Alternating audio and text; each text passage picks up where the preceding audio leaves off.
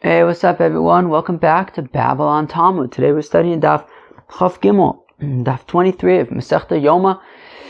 The Gemara kind of continues on like some of the topics that we've been discussing recently. The lots that they would have for the Terumas hadeshen and the Beis Hamikdash, and the fallout of that, which was interesting. The Terumas hadeshen, and let's just leave it at that. Okay, fine. So let us start all the way at the bottom of Chav Beis Amud Beis. The Gemara starts off with a very interesting Gemara, which is V'amar Rabbi Yochanan Mishum Rabbi Shimon ben Yotzadok Kol Talmud Chacham She'enu Nokim V'noter K'Nachash Einu Talmud Chacham. You hear that? Says Rabbi Yochanan the name of Rabbi Shimon ben Yotzadok that any Torah scholar who doesn't have revenge and grudges like a snake, Eino Talmud Chacham, he's not a Talmud Chacham. Very, very interesting. But one second, the Gemara says, what do you mean that a Talmud Chacham needs to be vengeful and bear grudges? The Pasuk says, Lo sikom v'lo sitor. Doesn't the Pasuk in the Torah explicitly say, don't take revenge and don't bear grudges? So answer the Gemara, Ha'u b'mamanu dichsev. That's by monetary things. The Tanya is, of course, we know the classic Brisa in describing Lo sikom v'lo sitor. Ezu nekima, what is revenge? Ve'ezu netira, and what's bearing a grudge? So nekima, Omelo ishilani magelcha. So revenge is when Reuven says to Shimon, hey Shimon, can I borrow your sickle? Omelo, lav. Shimon says, no, Reuven, you can't. Lemacho Omelo, who? Ashilani kadomcha. And then the next day, Shimon Taka says, oh, I need an axe. Why don't I ask Reuven? And Reuven says, no way, Jose, man. Shimon, yesterday when I needed a sickle, you didn't give it to me. I'm not giving you my axe. Zoe Nakim. That is revenge. That Reuven's taking revenge on Shimon. He's saying, just like you didn't give me a sickle, I am not giving you an axe. Ve'ezvi netira, what's bearing a grudge? Omle shilani kadomcha. If Reuven says to Shimon, hey Shimon, lend me your sickle. Omle lo, and Shimon says no. L'macher, and then the next day, Omle ashileni chalukcha. Shimon says to Reuven, hey, can I borrow your epis clothing? I don't know, something. Omle helach, and Reuven says, yeah, of course. Eini kimoscha, I'm not like you. Shlo shaltani. You didn't lend me the sickle when I needed it. You see? Now you need this other thing and I'm giving it to you. I'm not like you. You are a nudnik. I am not. Zoe Natira. This is bearing a grudge. Okay? So alright. So that is being vengeful and bearing a grudge in the context of Dinei Mominus. But apparently outside of monetary transactions, we're saying that a Talmud Chacham, he better be vengeful and bear grudges. And one second. Well, we're saying that doesn't apply to when a person, is like, he himself is detrimented. Right? We're saying that when it comes to Dinei Mominus, to monetary matters, so then Lo sikom v'lo sitor. But we're saying outside of monetary matters, then a Talmud Chacham should be vengeful and bear grudges. But really, we learn in the Brisa, people who get insulted but do not insult back, they hear their denigration and they don't reply. They mistama serve the Eibishter out of love, and they are happy when they receive Yisurin. Aleina Kosav Omer, about them the Pasuk says, that those who love him are as strong as when the sun comes out. So we see that there is value in just keeping quiet when somebody degrades you. So why are we saying that Talmidei Chacham have to have the opposite effect? If somebody degrades them, they should lash out with vengeance. So the Olam Dinakid Belibe. So we're saying that really it should just stay in your heart. Don't actually act upon it, but it can be vengeful in your heart, I guess. Alright, fine. But one second. But doesn't Rava say that anybody who is ma'avir midosav, he's chilled. He's willing to forego personal insult. So ma'avir lo kol pshav. We overlook all of any sins that he may have done if he's able to sort of be ma'avir and amidosav. So why are we saying that a Talmid Chacham should bear all this stuff in his heart? So the mefayis or the mefayis? So the Gemara answer is yes, they're both true. And Kol Talmid Chacham, a Talmid Chacham who doesn't care when he is berated, so that's a problem. We kind of saw that by Shaul at the end of the day. At the end of the day yesterday, at the end of the daf, we said, how come Shaul was punished because people insulted him, he didn't say anything.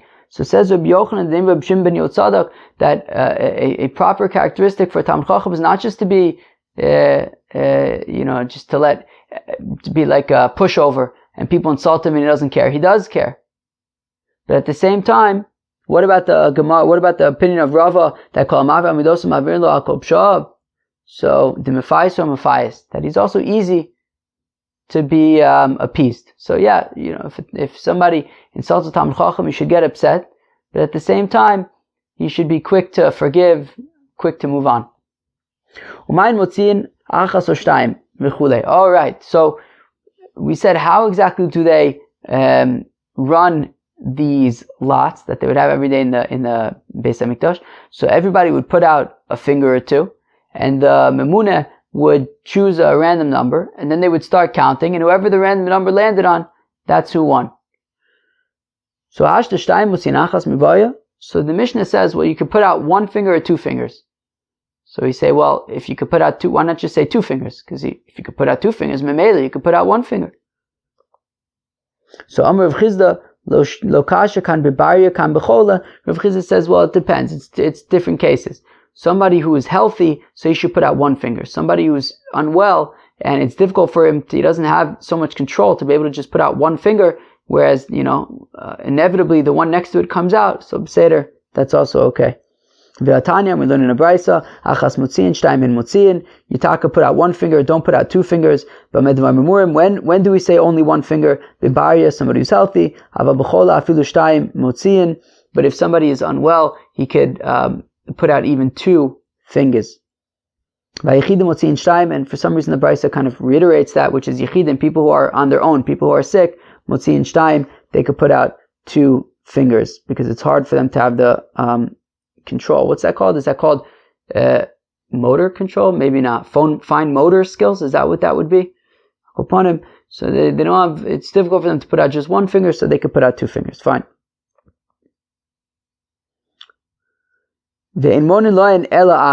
So now, interestingly, so we say that nonetheless, we only count just one finger. So even if you put out two fingers, that doesn't mean that, I think, I haven't done the 21st finger is it, right? That's a thing, right? The 21st finger is it? I think so. And I think in that game, you're allowed to put out one finger or two fingers, and then if you put out one finger, you get counted once. You put out two fingers, you get counted twice. But that's not the way it worked over here. Everybody got counted once. You're allowed to put out two fingers if it's easier for you, but they're only going to count as one. But one second, is that really true that we only count at one? That if you put out two fingers, it only counts as one? Not that you have the choice, do you want to be counted once or twice? But we learned it by saying, lo shalish v'lo godel. You're not allowed to put out your middle finger or your thumb because of the people who are sneaky, right? Meaning, I guess the assumption is that you're putting out your index finger. And we're saying, don't put out your middle finger or your thumb because, let's go right there for a second. V'mhotzi shlish moninlo. Godel ain't moninlo. But if you put out your middle finger, then that's fine. We can count it. Just your thumb, we don't count. So the assumption being, the Gemara wants to assume right now what this means is that we don't count your thumb because your thumb is too easy to be sneaky with. Meaning, the assumption is that if you put out one finger, we'll count once. If you put out two fingers, we'll count twice. The thing is, don't have one of those two fingers be your thumb because it's too easy to be sneaky and slip in your thumb and it'll look like it was two fingers. Two separate fingers, and you can do it at the last minute. Whereas whereas your other finger is like right next to the first finger, and it's, I guess, like harder to fake or whatever. And therefore, you won't pull it out at the last minute. And therefore, if you put out 2, we'll count 2. If you put out 1, you count 1. But just make sure, it's better to have them be separate fingers. All right, sounds good to me. So, but the point that the Gemara wants to assume is that you'll be counting each one separately. All right.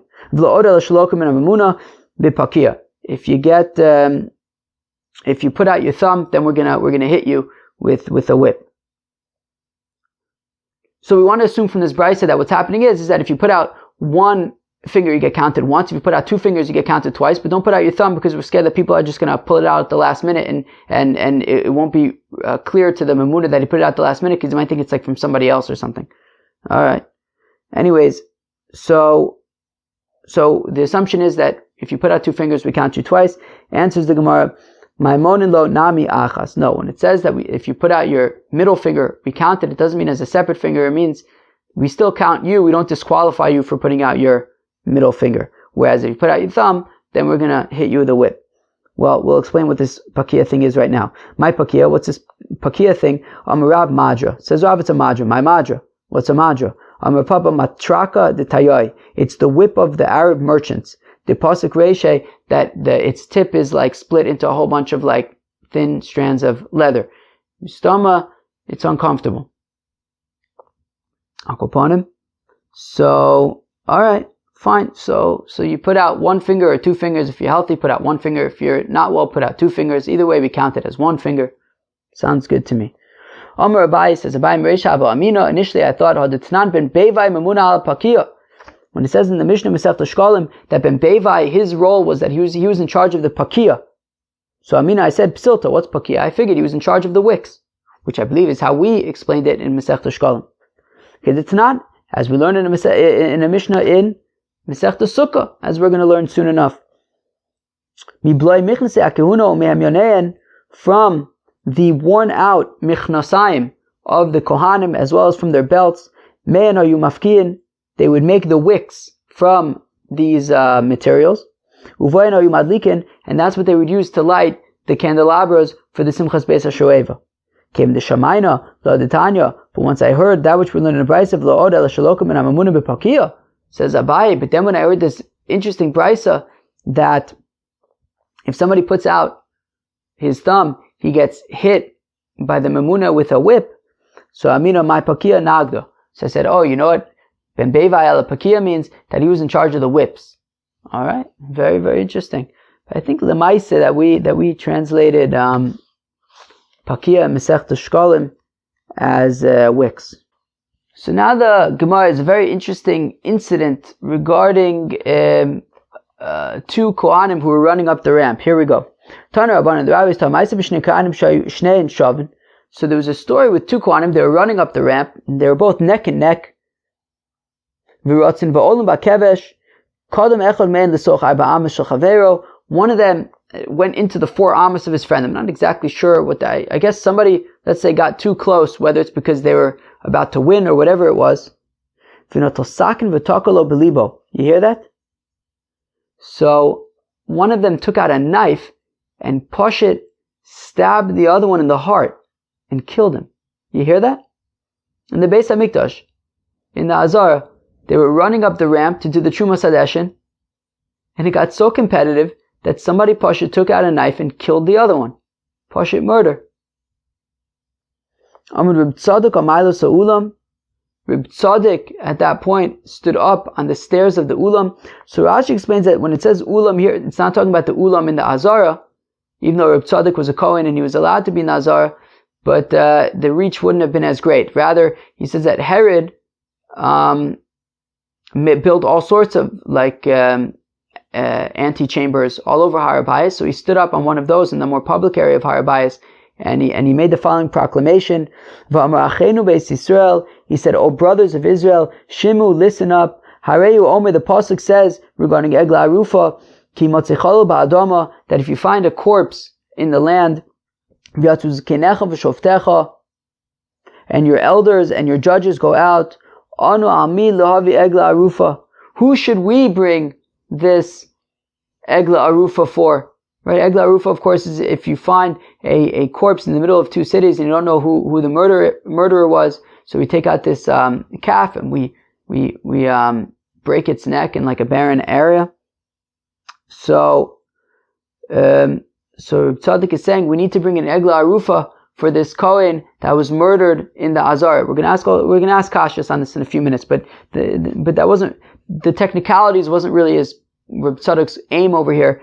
He was more looking to be emotional and saying, how do we even bring an Egla Arufa in such a crazy tragedy? Ala Ir or Ala Azaris? Who's responsible to bring the Egla Arufa? Is it the city of Jerusalem or is it the Kohanim in the Azara? Go kol b'vchia, and everybody broke out crying. Ba'aviv shel tinok, and then the story continues that the father of this child who was murdered on the Mizbeach came, and he found that his child was pashit still wriggling around. After he was killed, he was still moving around the shtickle. Omar areu kaparoschem, and he said, all right, well, my son who was wiggling around over here should be an atonement for everybody here. And by the way, just a technical point, because my son is still flopping around, the knife is technically not tameh because he's not a corpse yet. To teach that at that point, what they cared more about was whether or not the utensils remained tahor than if somebody was murdered. It's just so nuts. Completely backwards, right? Murder was just committed in the Hazara, and out of all things, what they're concerned about is Tumah and Taira.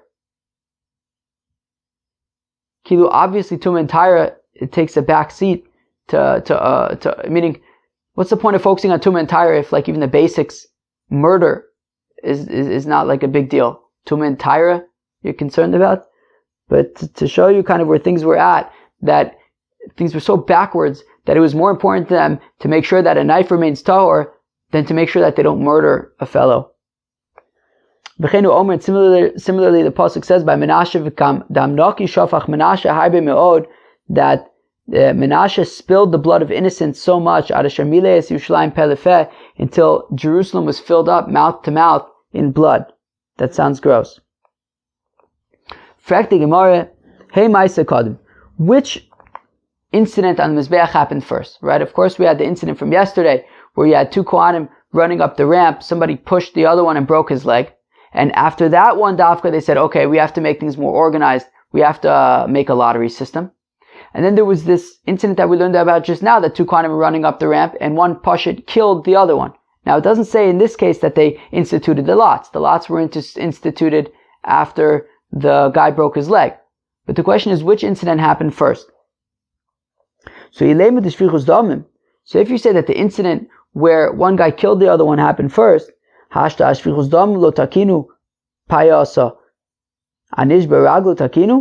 that wouldn't make sense because, well, if the murder happened first, then what? A murder wasn't enough to say, okay, we really need to make lots. And then when somebody broke his leg, then it's like, okay, we should really institute a lottery system. Why didn't you institute the lottery system after the fellow was killed?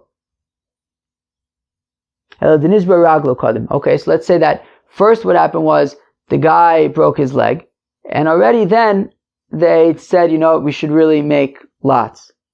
But then, but if they had already made lots, if the first thing that happened was the guy broke his legs, they said, okay, we should really organize things by making lotteries.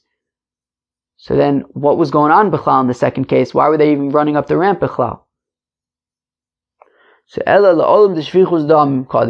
okay, so really the murder happened first. Okay, so if the murder happened first, then why didn't they make the lottery system after the murder? Why did they wait until somebody broke his leg? And, if for a murder they didn't create a lottery system, then why for breaking a leg would they? So really what happened first was the murder. So why didn't they establish the lottery then? They said, wow, this is such a crazy, exceptional case. This isn't a proof for anything. This is just such a yotze min haklal. Became the chazi. But once they saw a much more sort of relatable, general, everyday case, which is somebody simply broke his leg, this is just dangerous. Well then, Takinu Rabbanan Payasa, the rabbis said that we should really organize things and make lots. Interesting. Now getting back to the Egla Arufa, right, that we mentioned, right, Reb Tzadok was comparing what happened in the Azara to an Egla Arufa. Question is, make al pipshat, this isn't really a case of Egla Arufa. Amar Reb Tzadok Amaylos Ulam, that Reb Tzadok got up on the stairs of the antechamber of the Ulam v'Amar, and he said, Achenu Beis Yisrael, our brothers of Israel, Shimu, listen up. Hareyu Omer, the pasuk says, Ki motzicholel ba'adama, if you find a corpse in the land, on the ground, Onana milahavi, who should bring the Egla Arufa here? Ala'ir, should the city of Jerusalem bring the Egla Arufa? Or Ala Azaros, should it be the Kohanim in the Azara? B'Yushalayim ba'asasuye Egla Arufa. 1 second. Is Jerusalem even shaykh to the halach of Egla Arufa? Right? If you have a dead corpse that's found outside of Jerusalem, do you bring an Egla Arufa in that case? But we learned in the Brisa, there were 10 things said about Jerusalem, and this was one of them. That Jerusalem doesn't bring an Egla Arufa. So why would Reb Tzadok mention Egla Arufa here regarding this murder in the Azara? And more so, it says by Egla Arufa, what's part of the halachos of Egla Arufa? That it has to be a mystery. You find a dead corpse in the middle of 2 cities, and we don't know who the murderer is. So we have this whole Egla Arufa thing. Here we know exactly who killed him. His competitor. Period. No, his goal here wasn't to actually be specific about whether or not we have to bring an Egla Arufa and who should bring it. He wanted to make clear that something terrible happened over here and to get people to cry by comparing it to an Egla Arufa, and we don't even know who to bring the Egla Arufa. Should it be the city? Should it be the Kohanim? We are in such disarray. Look what happened over here. That was his goal, and he seems to have accomplished it because everybody was crying. Then this child's father came and found this child who was just murdered was still flopping around. Omar, he said, Hareu kaparoschem, and the father said, this child will be an atonement for everybody here. Vadayin b'nikayim v'chulei, and my son is still flopping around, so the knife remains tahor. To teach you that they regarded more significantly that their vessels should remain tahor than that they should refrain from murder. Yibarlu, they asked the kasha, what exactly was going on in terms of this prioritization of things? Was it shvichus dam dizal havataris kelim kedekaima kaima? Is it that their attitude towards Tuma and Tyre didn't change at all over the years? It's as strong as it ever was, but their regard towards murder plunged. Keilu, murder just became like a normal thing. And that's why he was saying oh yeah, my son, alright, he'll be an atonement, but the knife, it's tahor. Or maybe, no, the attitude towards murder was the same as it ever was. But somehow, Tum and Tyre, became super, super chazak for them. And that's why they were so concerned about Tum and Tyre, because they took it very, very seriously all of a sudden. So Tashma, from the fact that we bring a support, from the fact that Menashe spilled so much blood until it filled up Jerusalem, till everybody's mouths. So we see that it was the attitude towards murder that plunged, that became so cheap, that you could just murder somebody in the Azara while racing up the ramp to do Terumas hadeshen, and for the child's father to come and say, oh yeah, he'll be a kapara for you, and by the way, the knife is tahor. Murder just became something so simple. But their approach, their attitude towards Tum and Tyre is the same as it ever was. Interesting. The rabbis taught, okay, so it says by the Terumas hadeshen, that Okay, so you have the kohen, he goes to the top of the mizbeach, and he takes some of the ashes from the top of the mizbeach, and he puts it next to the mizbeach. That's Terumas hadeshen. But then what happens is, there's a whole bunch of ash that's on top of the mizbeach. So what do you do? Meaning, Terumas hadeshen isn't removing all of the ash and putting it next to the mizbeach. It's taking a shovelful. Take a shovelful ash, you put it next to the mizbeach. That's it. That's Terumas hadeshen. But you still have a whole bunch of ash from all the korbanos that were offered. I mean, right? We said that on the Shalosh Regalim, there was tons and tons of the ash, which is why they would have to do Terumas hadeshen so early, so that they could deal with all the ash that was there from the day before. So what do you do with all those other ashes? So you take them outside of the Machne Shechina. So that is what we're talking about. So it says in the pasuk, "Ufashad es begadav v'lavash begadim acherim," that he'll take off his clothing and wear other clothing to take out all these ashes and remove them from the azar. So Tanabanan ufashad v'lavash begadim acherim. So it says that the kohen who would do this, who would take out all these other ashes, all the remaining ashes, he would take off his garments and put on other garments. Votzi es hadeshen, then he would take out all the remaining ashes. Shoma'ani kederech Yom Kippur. So we want to draw an equivalence, a comparison to Yom Kippur. Because of course in Yom Kippur, the Kohen Gadol, he would change his clothing. Shaposha bigdei kodesh v'lovish bigdei chol. I want to say that just like on Yom Kippur, the Kohen Gadol changes between the 8 garments of the Kohen Gadol and the 4 garments of the Kohen Hedyot, and he's alternating between them. So here also, Kohen Hedyot, he doesn't have different types of clothing, he just has the 4 garments of the Kohen Hedyot. So what's he changing into? Into his weekday clothing. So we're saying that, first for the Terumas hadeshen, he would wear his priestly garments, and then to schlep out the ash, which is a dirty job, to take it outside of the Azara, so he would, for that, he would put on just regular, jeans and a t-shirt. So,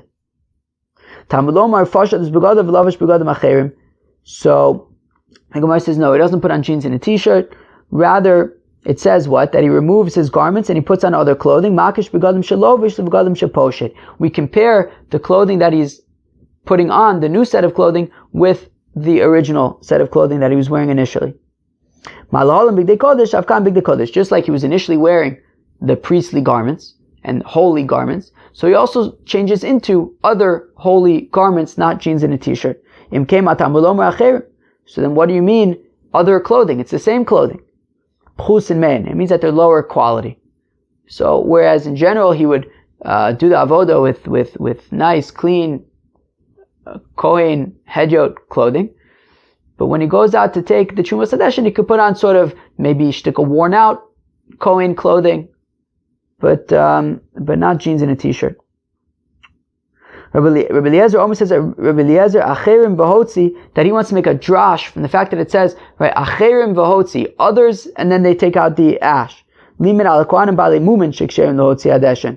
It teaches about, we want to say that acherim, other people, refers to kohanim who have a blemish and are unable to do the avoda with everybody else, but what they can do is they're allowed to do the hotzah hadeshen. That we're going to see in a second what about the Terumas hadeshen, but certainly taking out the remaining ashes. So Rabbi Eliezer wants to argue that a kohen who has a blemish would be able to take the remaining ashes outside of the base the Azar. Amar Mai, we said earlier, acherim pchusin men. So we said a minute ago that the kohen who would take out the ashes, all the remaining ashes from the mizbeach, the hotzah hadeshen, so it says that he would put on other clothing that were of lower quality than the clothing that he was wearing initially. As we learn by the Besmedrash for Bishmal, that the garments that a fellow was wearing to cook food for his master, he shouldn't then go and pour a glass of wine for his master wearing the same clothing, right? If he was busy in the kitchen getting all dirty, and smelling like a kitchen, to prepare food for his master, he shouldn't then come out in those same dirty clothing to pour a glass of wine for his master. Rather, he should change out of you should alternate between the nice clothing that he's wearing when he's serving his master and the work clothing that he's wearing when he's in the kitchen. So here also, when you're doing the avodah in the Beis Hamikdash, so you wear the nice clothing. When you're schlepping out ashes, so then you wear the lower quality worn out clothing. But they still do have to be holy, they would have to be the big day kahuna. Rish Lakish says Rish Lakish that just like Rabbi Eliezer argues and says that a kohen Baal Mum can take out the ashes off of the Mizbeach to remove them outside of the Azara. So just like Rabbi Eliezer argues there, he also argues about the Terumas, about the Terumas hadeshen. That the Terumas hadeshen, this first avodah that was done every day, does not have to be done, right? It can be done by a kohen who has a mum. Rabbi Yochanan Rama machlokas be'otzav aba Rama divrei hakol avodai. Whereas Rabbi Yochanan says no. The machlokas, where Rabbi Eliezer says that a Baal Mum is allowed to do the Hotzah hadeshen, is limited to only the Hotzah hadeshen. Terumas hadeshen, however, even Rabbi Eliezer would agree, according to Rabbi Yochanan, that it must be done by a non-blemished kohen, because it's a regular avodah. Just like a kohen who has a blemish is unable to do the avodah in the Beis Hamikdash, that includes the Terumas hadeshen. My time with Rish Lakish, how come Rish Lakish says that a kohen Baal Mum would be allowed to do the Terumas hadeshen? Because they'll say to you, if it's really true that it's a regular avodah, do you have an avodah that you can do wearing just two garments? Because what does the pasuk say? It says, we saw this pasuk the other day, that it says over here that the kohen is just going to wear the ksones and the michnasayim. It doesn't say anything about the mitznefes and the avnei. So Rish Lakish wants to say what that means is that he only has to wear the michnasayim and the ksones, not the mitznefes and the avnei. And therefore, from the fact that he doesn't have to wear all four garments of the kohen hedjit, so clearly it's not a regular avodah. And if it's not a regular avodah, so even a kohen Baal Mum can do it according to Rabbi Eliezer. Whereas Rabbi Yochanan says no.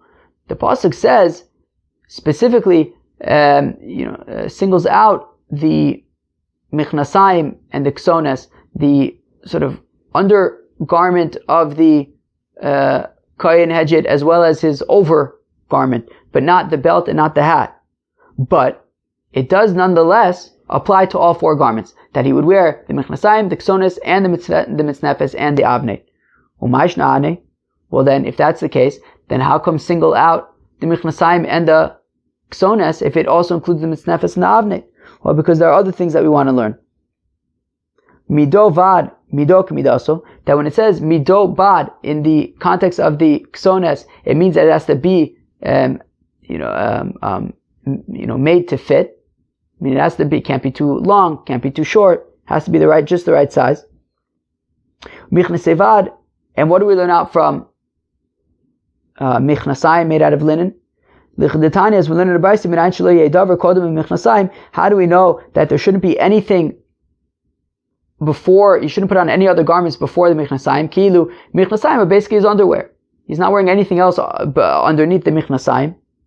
Shinemar, as the pasuk says, u'michnasevad yilbash al basaro, that the michnasayim has to be on his flesh.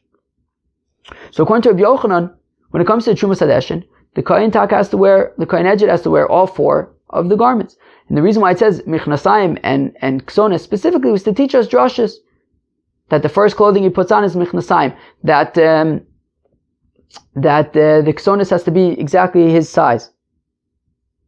Rish Lakish mido kmidaso mida apkir achmana b'lashon mido.